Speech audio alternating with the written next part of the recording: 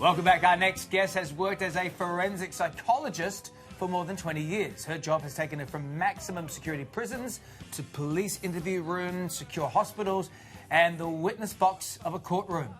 Believe me, you don't want Hannibal Lecter inside your head.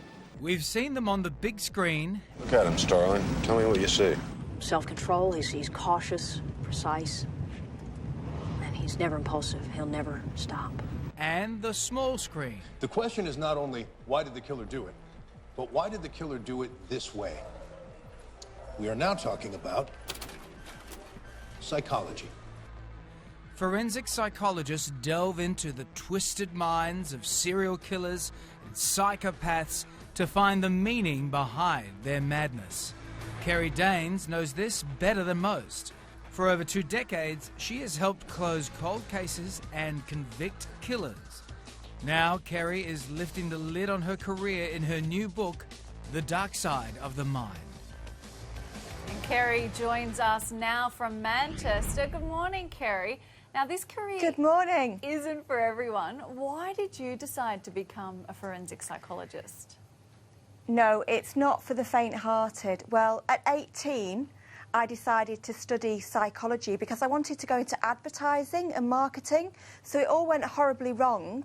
And the reason it went horribly wrong is that there was a very good-looking boy who was taking the law degree at university, so I took some law subsidiaries because I wanted to gaze at his beautiful head in the lecture theatre. Now, I never actually got up the courage to talk to him, but I developed an interest in the law, and it seemed to me that forensic psychology was a good way to marry law and psychology. And somebody said to me, well, it's no career for a woman.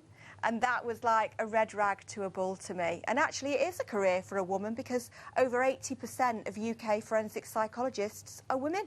Yeah, right. And that's interesting, isn't it? Because I guess this work environments that you're going into, that must have been quite intimidating. I mean, apparently there was one man who had a glass eye who tried to scare you.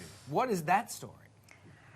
Well, when I was 24, so I was still quite new to it, still quite green, I used to work at a secure unit, and I used to take my lunch on a Tuesday and a Thursday in a very small ward. It was a rehab ward of that secure unit with a number of patients.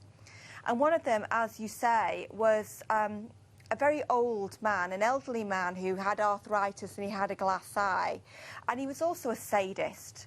So he'd killed 2 women, and he very much liked to see shock and horror on the faces of women. Wow. So he didn't get an awful lot of opportunity for that in the environment that he was in.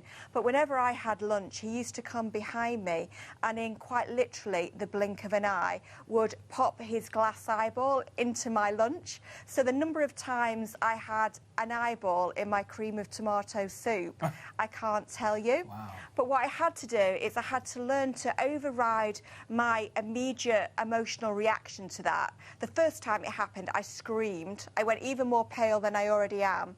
But I had to learn that actually I need to look at this in a very cold and distanced way, a very logical way. Sure. And really it's nothing more than a big marble.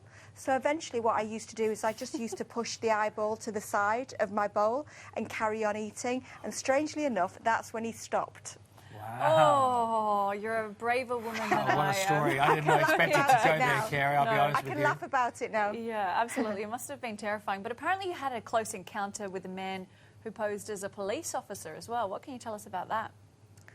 Well, my first ever job was a voluntary job in one of the biggest maximum security prisons in Europe.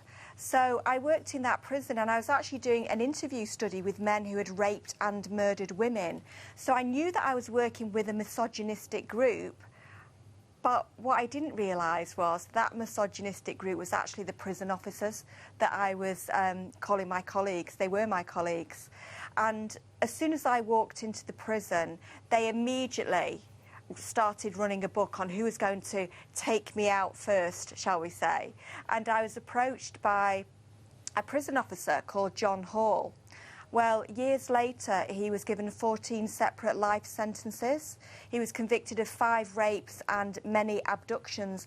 On his way home from work, whilst in his prison officer uniform, he was using his warrant card to persuade young girls to get into his car. So it was a lesson for me that we like to think of offenders as being different to us. They're not the people that we associate with. They're not our neighbours, our work colleagues. They're somehow over there, different. But actually, there's no them and us. It really is just us. Kerry, just quickly, do you think people are born evil? Do you know, I don't believe in the concept of evil because that, to me, has got all kinds of religious or paranormal connotations. But I believe in human beings, and I've seen human beings do pretty terrible things to each other. But I don't think that anybody is born bad. I think there are certain personality types that certainly lend themselves well to a career in crime, but then they also lend themselves well to a career in media, a career in politics and business. So I think that we've got to change the question, not from what is wrong with these people, you know, are they psychopaths, are they evil, were they born bad, to actually what has happened to people. And not only that, but what has happened to us as a society, because these offences don't take place in a vacuum. They take place in the society that we're all part and parcel of creating. Wow, that's fascinating. Kerry, absolutely fascinating stuff. And Kerry's book, The Dark Side of the Mind, is out now. Thank you very much for joining us, Kerry. Thank you.